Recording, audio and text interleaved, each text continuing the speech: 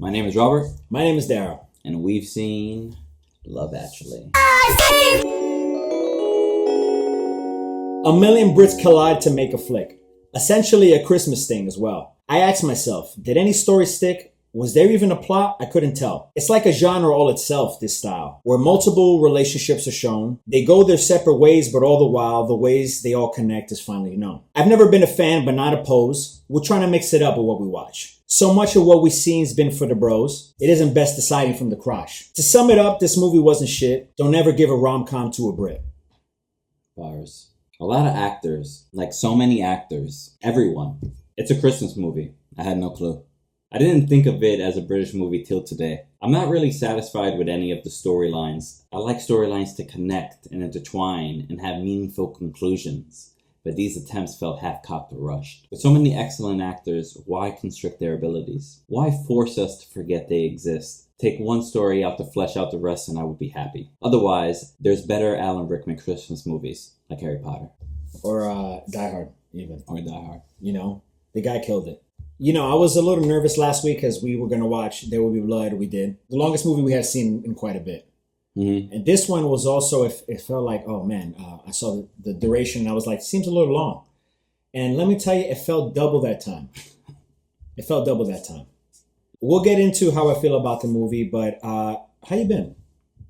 I've been good, but worse now that I've seen this movie. Yeah, you feel like your life has drastically lowered. Yeah, I've just felt like I really expected myself to like this movie. If I'm being completely honest. Yeah, you pitched this one. Never seen it before. Same. I looked at the catalog of movies that we have been watching, and I was just like, we're boys. I can't believe how much Crazy we male. are men. Crazy, very male, for sure, yeah. 100%. It's natural, it'll happen. And you had the idea as well of being like, yo, we need to yeah, we gotta branch spice out. up. We need to do something. There's genuine movies that both of us like that are definitely more female centric that we would be fronting if we were not showing those movies as well, right? For sure. I'm a big fan of Mamma Mia. You know what I mean? You know and we're watching mean? Beaches at some point, I'm sure, too. But I got a question for you on that exact topic that I think would be interesting to get into. Let's see what happens. And hit you on the fly, see what you think. Something about what this movie employs is a lot of romantic scenarios. A good rom-com, you have a romantic scenario. A Sleepless in Seattle or You Got Mail or When Harry Met Sally. You have a specific situation or a little like a hook that movie will have. You know, that makes a rom-com unique from one to the other. I want you to real quick pitch me a rom-com. All right. Rom-com.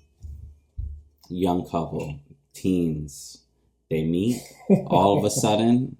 They meet all of a sudden in the cemetery. She's reading some like Jane Austen book. Go ahead. She's like really into that. Talk your shit. He's into like comic books. He's a big fan of Batman. He surely is. All right. They kind of make fun of each other, and they eventually meet up in front of a Dunkin' Donuts. Okay. They meet up in front of this Dunkin' Donuts. It's raining. They're like, fuck, we need to go somewhere. Sure. They hide under this building. They break into this abandoned place. Right. They're chilling. It's closed off. Right. And this is the scene where they end up falling in love. There's a lot before that, but it's two misfits who break into a building and they end up telling each other stories in that building about what they want to become and what they eventually want to be. Right. There's a lot before that, but that's the essential rom-com. Right. Yeah, you were a lot more ready for that question than I was ready for. I'm going to need you to chill out. Is that all right, Sergeant Pepper? We good? That was on the fly, by the way. Bars. It was pretty good. Yeah, no shit, bro. Do you hear me? You put a lot of pressure. Feel me. Is it your turn now? It's my turn. Vampires figure out, this is going to be obviously some 1950s shit. So I'm into vampires. Vampires figure out, the sun is pretty much our biggest enemy. Right? You can't argue that. Dude, why don't we get off the planet? And then they just dip. So they dip outside of our solar system. They head to a galaxy, unknown to us. So, we'll make it a But they get galaxy. closer to the sun as they leave, though. Okay, well, they'll figure some other way. Maybe there's a wormhole attached here. Hey, maybe you don't poke holes in my rom-com. The vampires find a wormhole, which is fun because it punctures the fabric of the universe like a vampire goes like that. Bars. Come on now. Come on. What the fuck are we doing here? Anyway, Anyway, so they go to this planet. This happens like, in the 50s. And they sow a colony on this planet, okay? They create a new society of just vampires. They've realized that, as cool as that is, they need blood. The creatures there that are already there don't work. So they have to harvest humans. So they get humans, they steal humans, and they bring them over there. But then, of course, one of the vampire chicks falls in love. Yeah, I was like, where's the rom-com in this? It's just, and by the way, that's it. Like one of the vampire, like, maybe she's the daughter of a plantation owner or what have you. She falls in love with one of the really stupid humans who are like Planet of the Apes, incapable of speech. What about one of the human women falls in love with one of the vampires? And Sure. She becomes like the first. Sure. She civilizes him. Familiar. She civilizes him. There you go. Come on, bro. This is why we a team. Sgt. Pepper's Lonely Hearts Club Band. Yeah. What you know about it? That's lit. Come on now. Shouts out to the Beatles. That was it. I just wanted to bring that to y'all attention. Now you know. That was a good. We'll be right back. We love this movie, actually.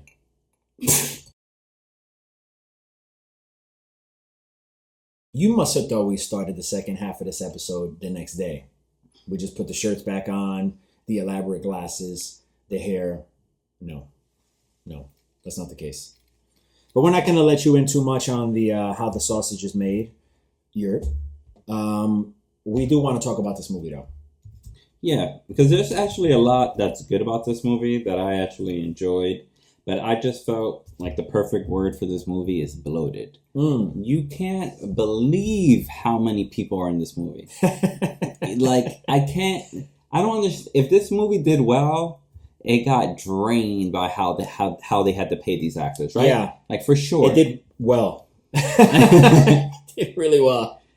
I don't understand. Did it do well because, like... Because every market, every season, or maybe one season or whatever needs a rom-com, right? That people of a certain age and... Yeah, dude, this thing is just pressing buttons. His laptop is getting romantic on him, bro. There needs to be a certain amount of rom-coms per season or something like that. Mm-hmm. That a studio or theater needs to fulfill. You know what I mean? For a certain demographic. 2003. Yeah. What you want to talk to the people about your theory about the early 2000s and what's going on with that? Because I would love for people to... Oh, I think a lot of people would agree that there is a renaissance of the early 2000s occurring where I feel like it's engulfing the correct word? Sure. It's penetrating pop culture where I think it's a rom-com, so he could use that word. Yeah, like, hey, yo, there was a lot... There was titties in this movie. We'll get into that. No, but yeah, that's my theory where there's infusion. There's a fusion of like 80s and early 2000s that's occurring. Do you feel like those time periods are intertwined? And I think, in vogue right now. Like they're like back in. And I also think they're intertwined because the bands that were popular in the early 2000s were probably 80s kids. Right. And they were influenced heavily by 80s stuff. Right. So now that they're in again somehow, and I'm talking about Paramore, I'm talking about Fall Out Boy, I'm talking about My Chemical Romance, I'm talking about Limp Bizkit, I'm talking about... During the movie of Love Actually. Yeah. For sure, yeah. Just so I know how we rock. I'm talking about 9/11. They talked about the towers in this. I feel like there's... I think you just put the finest point on it with 9/11 right there. That was... You were like circling around. You were like, and by the way, 9/11. Do you remember? When is that? I hope you remember. When is that out of fashion? Yo, the plot on Wikipedia for Love Actually is like one paragraph. Tell me. And 9/11 is a part of it. He no also way. points out that messages from 9/11 time. victims were messages of love and not hate. Liam Neeson. I've really enjoyed him. Neeson. My bad.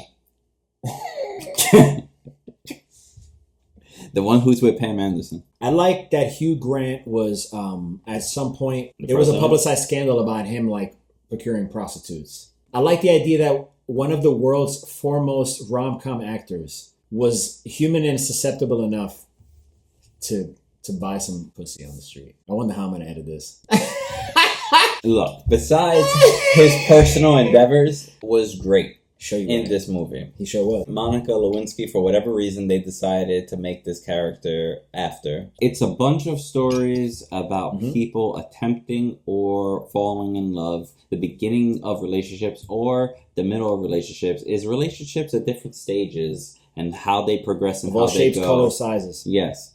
And the attempt of intertwining them so that there's some type of cohesive storyline. But in our opinion, that fails. Nothing gets finished. It's just a bunch of like sweet points out of relationships, kind of like snapshots of like things that are occurring from all these intertwining relationships that don't intertwine at the end, and you're felt leaving at the end like, why did I watch this? Like they don't connect in any satisfying way. No. I was telling him that I'm privy to this. I mean, this is the kind of thing when you date women, and this is a good thing because it breaks you out of that mold of movies you usually watch. You watch a rom-com, and I peeped that there's definitely a subgenre of rom-com where you put like 8 romances in a movie. You know what I mean? And you like Valentine's Day or whatever the hell those movies, like that genre of movie. Was saying like if they just took one storyline out, I think I would have really enjoyed this movie. Maybe not really enjoyed, but I would have liked the movie because they would have like fleshed out the other storylines, right?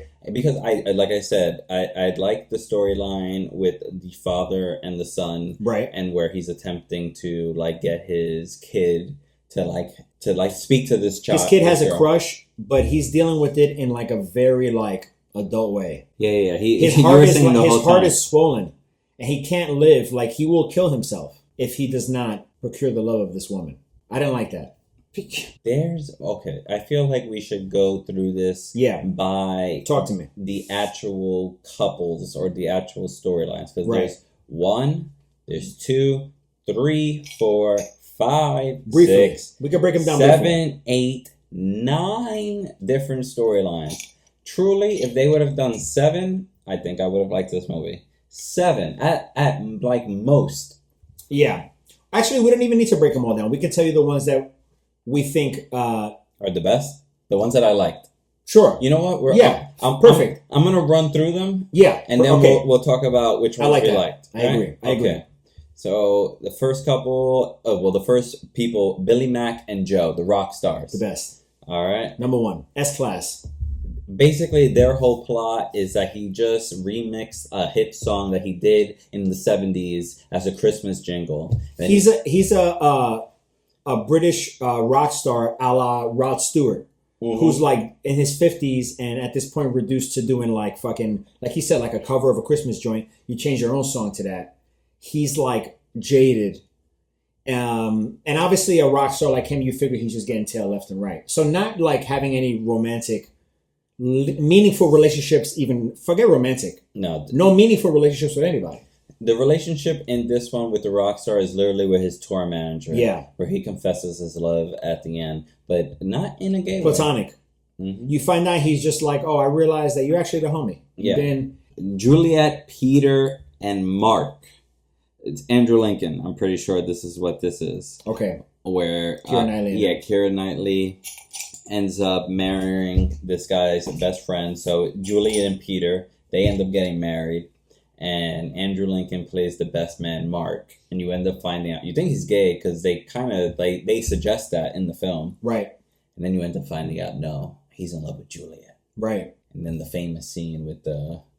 Which he calls famous, and I'm like, oh, I guess I did see it in a meme, but like... It's a meme now. It's so lame, actually, like in the context of the movie. Like, it doesn't have the same weight. Also because he's like enticing the fucking wife of his friend. It doesn't have the same weight because who, by the way, has the worst lineup of all time. He got a little accent in his... He got an accent. I'm not one to talk. I just come in here today, and I'm not proud of it. Go ahead, what's the next one? You dislike.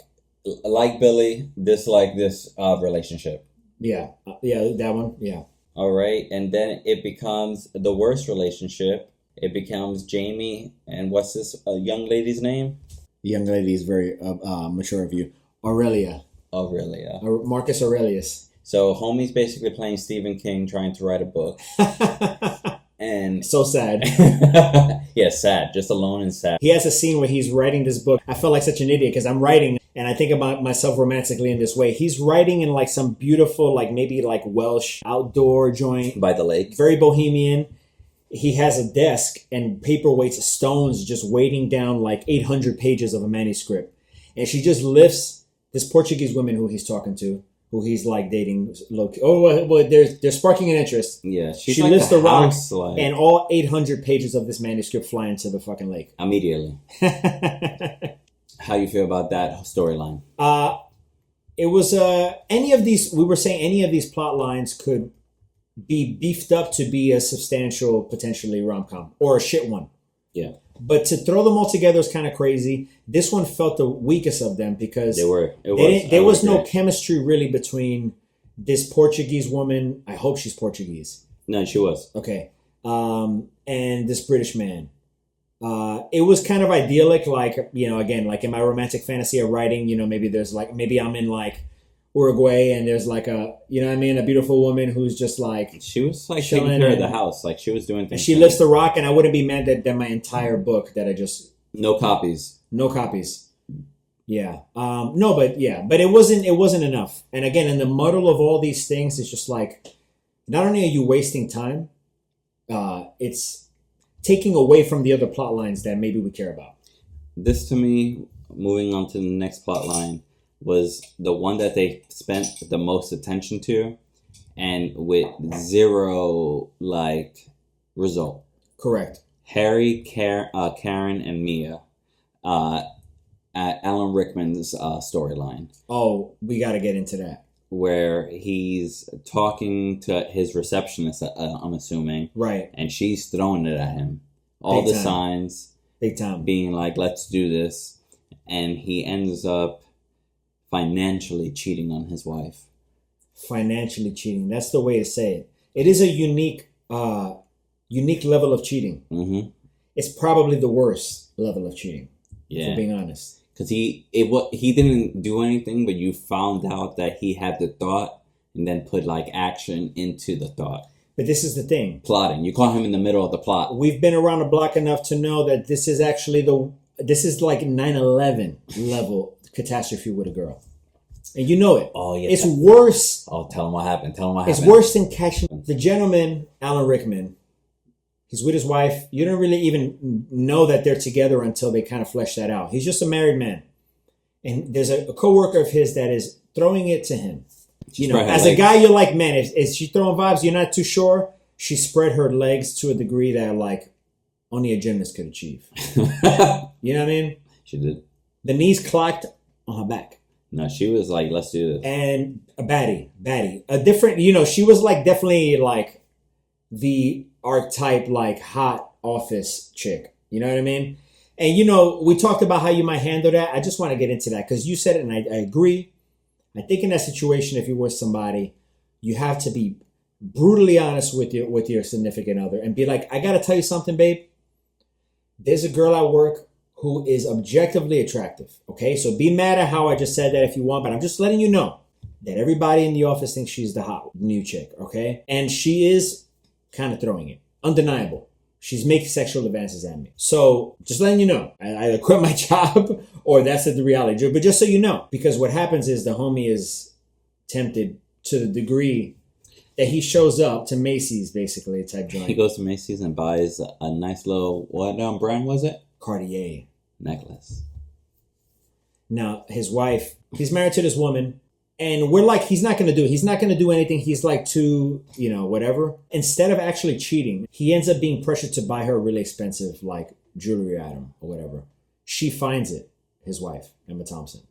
She ends up, so it's a Christmas movie, right? British culture, British society, very polite. What? First of all, the cheating was polite. He didn't have sex with this woman. He didn't kiss her. He didn't even say that he likes her.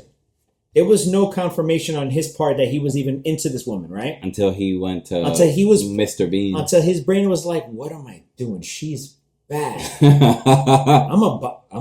know what? Fuck it. I think I'm going to buy her a necklace. I never had that shit thought. Has that. Listen, I've been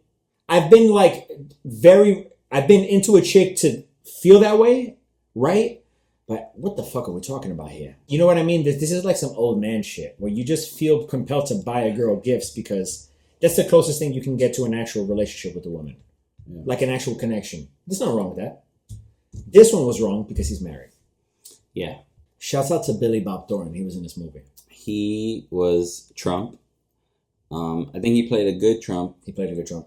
He molested Monica Lewinsky. And it was an uncomfortable scene. I wonder if I have to bleep that out or we'll see. I think it was a good line. It was a good line. Great line. Great line. David and Natalie. Yeah, go into it. So David, who is played by Hugh Grant, becomes the prime minister. He's, I think, a young and new prime minister, single. Yeah. And for whatever reason, they decided to base Natalie on Monica Lewinsky. Whatever. You called it before the plot line was fleshed out, by the way. Before it was definite that, before it was obvious and unfucking arguable, right? Inarguable, that it was a Monica Lewinsky thing, you were like, based on how she looked, which is crazy. I was like, it's interesting. It's the British equivalent. But of course, in true British fashion, he's a gentleman. Right? Because he fights for her. Tell them what Bill Clinton does to Monica Lewinsky. What does he? I don't understand what that was. Tell them about the... Just quick. Epstein Island, by the way, on the map. We will on someday explore that. Daniel, Sam, Joanna, and Carol. Liam Neeson. Here's the reason you're doing that. Why? Because he's in Naked Gun now. Yeah. Where Leslie Nielsen was the guy. His whole plot is his wife just died. She ends up funeral. They're playing the Beach Boys, I'm pretty sure. Frankie Valli in the Four Seasons, Bye Bye Baby. It was fantastic. I didn't realize this, just figuring this out now. It's his stepkid, his stepson. Mm-hmm. So not his child. Didn't realize that. Yeah. And his stepkid, who's played by Peter Pan, is... Did we confirm that? Nope. He ends up falling in love with a little light-skinned shorty. And... Yellowbone. He ends up breaking a lot of laws to announce his love. And I kind of like that plot the most. Is that all of them? Nope. Of course it's not. Go on, player. We have Sarah, Carl, and Michael. The one with the Spanish dude. Laura Linney. Yeah. From Ozark, which I've tried to watch. I'm sorry, people. I really tried 3 separate times to watch. I couldn't watch it. But anyway, she's great. She's great in this. It's fun. But again, another storyline where it gets lost in the mix. You could get lost in the mix. And you could have thrown it out, and the movie would have probably been better. They didn't connect them good enough. There's a whole map on this Wikipedia of how they all connect. Really? Yes. Okay. And that type of work, I feel, should be left to fantasy. Yeah. A movie shouldn't release a map of figuring out how all these plots and subplots... Yeah, like they shouldn't have to include that in a storyline. You know why? British. We put this movie on essentially as an example of a rom-com. But we quickly realized that there's a difference between a British rom-com and an American rom-com. Mm-hmm. And the British one is just like its food. There's a convoluted scene in the airport that's supposed to be really emotional, and the music is very somber, and you're in this mood where you're supposed to be reflective and being like, oh man, yeah, the elements in this movie are so stirring and emotional, which we were not feeling. But they're trying to make you feel that. And then the fucking weird old rock star dude is on the TV in the airport in a really weird, like, Adult Swim way, where he just looks like Eric Andre. Like, he's just shaking his ass, doing some weird shit on the TV where you're just like, oh yeah, the sense of humor is just different in the UK than it is here. Look, we're going to at some point see some Monty Python shit here. So don't get it twisted. I love UK stuff. But there's something about the rom-com that Americans do differently. I don't know, but I think the part was pretty good. The 2 last storylines that we didn't mention that I think really show that. It's the Colin storyline where the British guy is like, I'm not the problem. It's because we're the continent that I'm on. And I'm going to go to America and... Shaggy. Yeah, and these... Matthew Lillard, played by whoever this guy is. I got to be honest with you, better than Matthew Lillard as Shaggy. If this guy existed when Matthew Lillard was a guy, he would have been Shaggy. Yeah, he would have been not Shaggy. Matthew. Yeah, for sure. Even though it was 2003, which is kind of crazy. Shouts out to James Gunn. Go on. That storyline is funny. Yeah. Because it is. You assume it's going to end up like he's just going to get caught. He's going to get trapped. He's going to get fucked somehow. Yeah. And it ends up he was right. Actually, just before that scene, we paused the movie. I got to take a wicked piss. I'm not from Boston. I go to the bathroom. do that. I'm on Instagram, as anybody does who takes a piss in the United States of America, right? January Jones posts a picture. She's awesome. She's in the movie. He comes out, January Jones, Elijah Cuthbert, a bunch of the hottest women on planet Earth at that time. He gets there, and I'm like, oh, he's getting got. Obviously, they're going to rob him at the crib. They do not rob him. There's a fourth girl who's going to meet up with them. She's going to be like Chewbacca or something like that, right? Nope. She ends up being hotter than the rest. Shannon Elizabeth. And they're all great. And that's actually what we came up to. British movies are non-cynical, man. They're not cynical. No. It's as simple as that. That plotline ended with him actually having sex with 4 incredibly hot American women for no reason. He was right. He was a loser in the UK. His homie he went. Matter of fact, his homie was like, it's not happening. Yeah, it's like, you're done. And then he came back and brought the homie some. Yeah. He brought the homies. He couldn't believe it. He brought him Shannon Elizabeth, bro. I like the calm part. And then also, the part that I thought was funny was John and Judy, the actors, that were just dry humping each other the whole time. I don't know if you agree with me, but I think the couple that makes the most sense to naturally get together. Yes.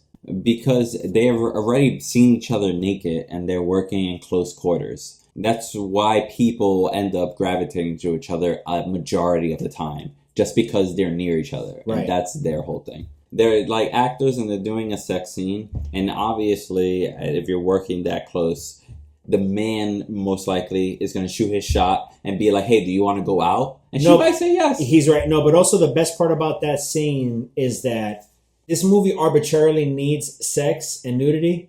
So we're going to have a scene where actors are filming a really gratuitous sex scene.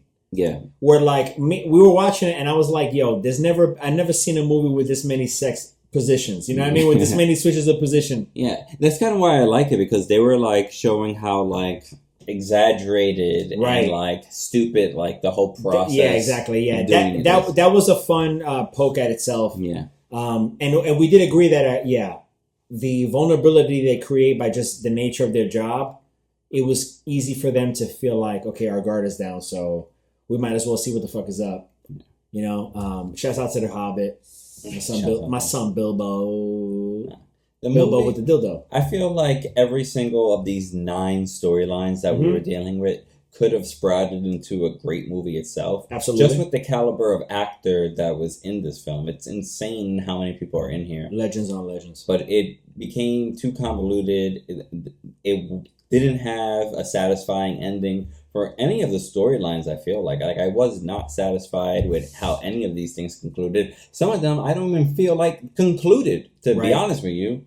I agree. They're just all right, you told us a bunch of things and then we're like, that's it. Thanks for the info, I guess. No, but that's the thing. It's like when you have this many plates spinning, it's up to you to see them coming down sound. As much as I love Thompson Brody sang, sir. Who is that? The director? No, it's the kid's name. Oh, shit. Game of Thrones. As much as I love him, as much as I love Colin Firth, as much as I love Hugh Grant, as much as I love Keira Knightley, as much as I love Andrew Lincoln, as much as I love Laura Linney. Don't stop. As much as I love Liam Neeson, as much as I love Bill Nye? I know it's like Nighy, right? Yeah. Good luck. Bill Nye the Science Guy. Is it Nighy? I don't know. Whoa! As much as I love Alan Rickman, as much as I love Emma Thompson. Okay, I'm gonna stop doing this board. This movie, for me, gets a 2 out of 5. And it gets a 2 out of 5 as a rom-com, as a Christmas movie, as a British movie, as... Did I say rom-com? Because that's that. I'm giving this movie a 2 out of 10. For the same reasons you gave it a 2 out of 5. For a British movie, for a rom-com, for an anthology kind of thing, for an ensemble cast, for actually a decently directed thing too, by the way. I had no issue with the directing. You know what I mean? Good looking, good locations, shot. good shot composition, just decent shit. Decent dialogue too, by the way. No, yeah. Again, a lot of the things worked. It was just a bloated movie. 100%. Bloated. And I was telling him, and I cannot stress this shit enough, you with a girl, you're like, okay, we're doing a rom-com joint. You put this on, As soon as she sees 2 hours and 7 minutes, I don't think so. So good luck with that one. And I dare you to try it. And you can hit me up on my IG and let me know if I'm wrong. So many questions. I'm giving this movie 2 out of 10. So many questions will be asked. Yeah, two Walts out of what? I was going to do a whole thing about the sham of marriage, but to be honest with you, do what you want to do. Express your romance and love how you want to, because I think that's really fucking beautiful. But also, donate to the American Heart Association. Every 34 seconds, heart disease claims another life. It's a really grim sentence, but that's what the website just told me. So, but I will say, please, again, like and subscribe. Comment below. Share. Let us know how you feel. Let us know what movie you want us to watch next. Yeah. Tell us what your opinion on Love Actually is, or any of the previous. Actually. Yeah. Please, we're on Letterboxd and Spotify. So and soon to be Patreon. And soon to be Patreon. So please, we'll have some exclusive things there, some live stuff happening over there. And then we'll have some scalpel going into a heart. And it'll be a good time. Yeah. Romance. All right, y'all. Peace.